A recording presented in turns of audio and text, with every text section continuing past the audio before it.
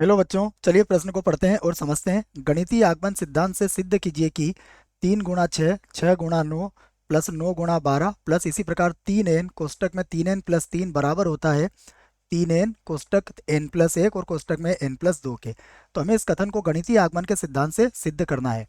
प्रश्न को हल करने से पहले हम प्रश्न के लिए मुख्य अवधारणा लिखेंगे, जिसकी सहायता से इस प्रश्न को हल करेंगे। मुख्य अवधारणा में हम गणितीय आगमन के सिद्धांत को या उसके चरणों को समझेंगे। गणितीय आगमन का सिद्धांत से जब हम किसी प्रश्न को हल करते हैं तो सबसे पहले जो कथन दिया जाता है, हम उस पूरे कथन को P ऑफ n के बराबर ले लेते हैं। उसके बाद उस कथन में n बराबर 1 पर उसकी सत्यता की जांच करते हैं।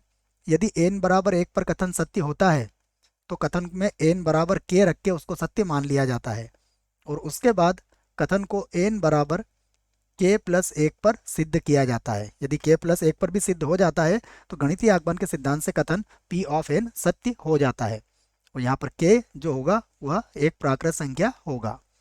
आइए, जैसा हमने मुख्य उदाहरण में कहा है उसी बात को यहाँ पर हम लिखते हैं। तो मैं लिख लेता हूँ, माना दिया गया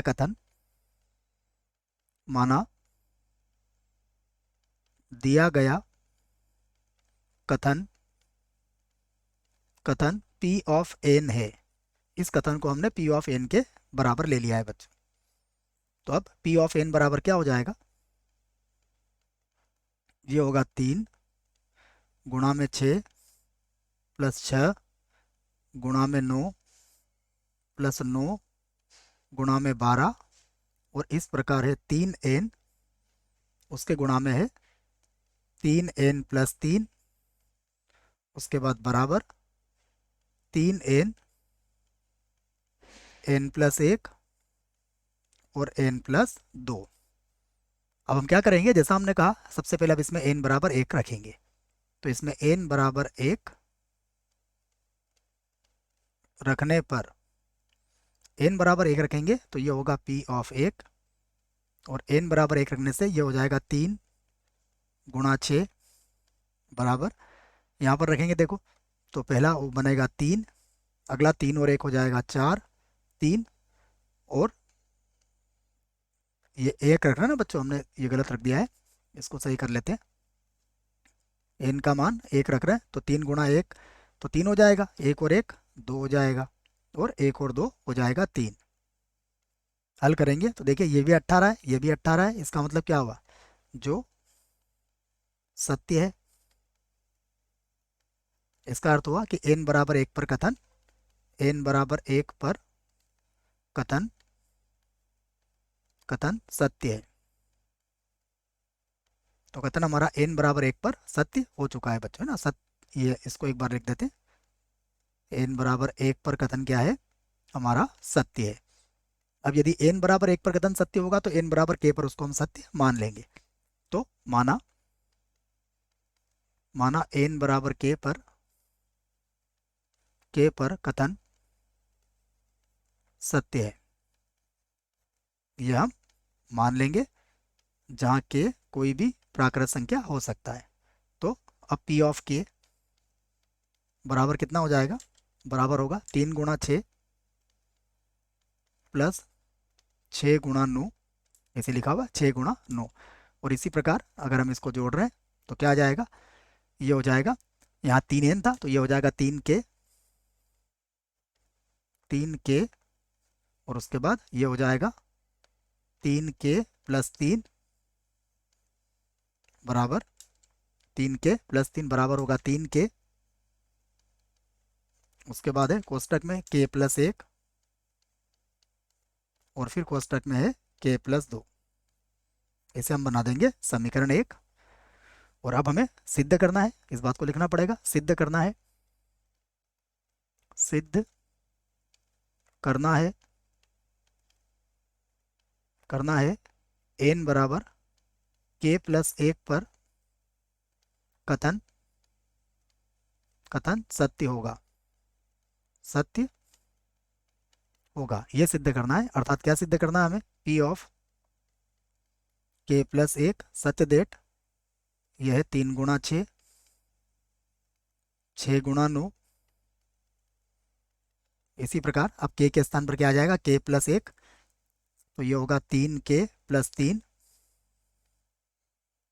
और यहाँ के प्लस 1 रखोगे तो ये हो जाएगा 3k और प्लस 6 हो जाएगा, और बराबर यहाँ भी वही होगा, ये होगा 3, के स्थान पर के प्लस 1 हो जाएगा, तो के प्लस 1, यहाँ पर हो जाएगा के प्लस 2, और यहाँ पर हो जाएगा के प्लस 3।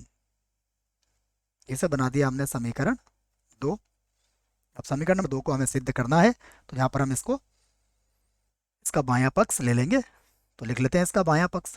देखिए बायां पक्ष मैं यहाँ से लिख देता हूँ, बायां पक्ष।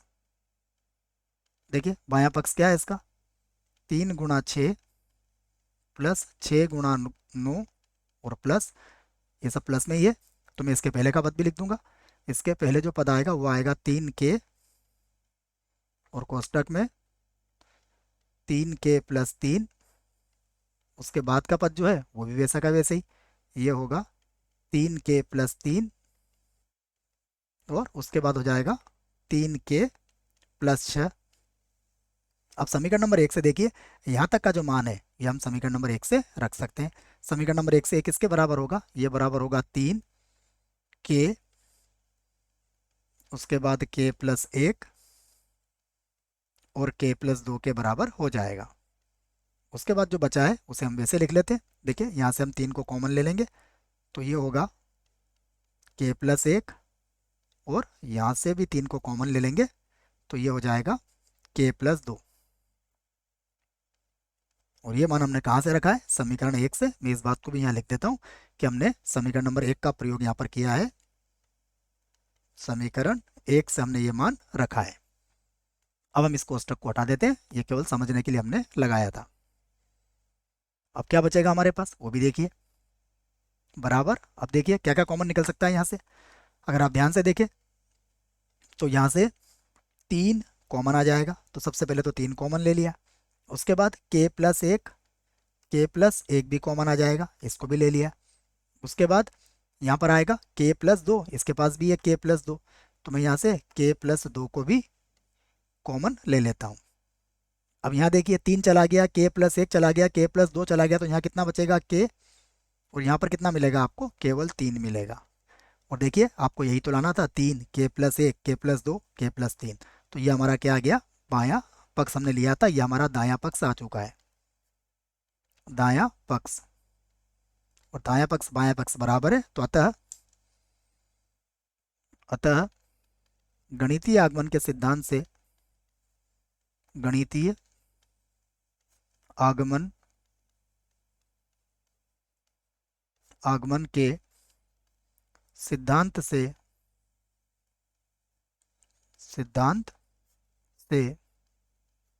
कथन P ऑफ n सभी प्राकृत संख्याओं के लिए सत्य है, सत्य है। यही हमें सिद्ध करना था बच्चों। आशा करता हूँ आपको इस प्रश्न का उत्तर समझ में आया होगा। धन्यवाद।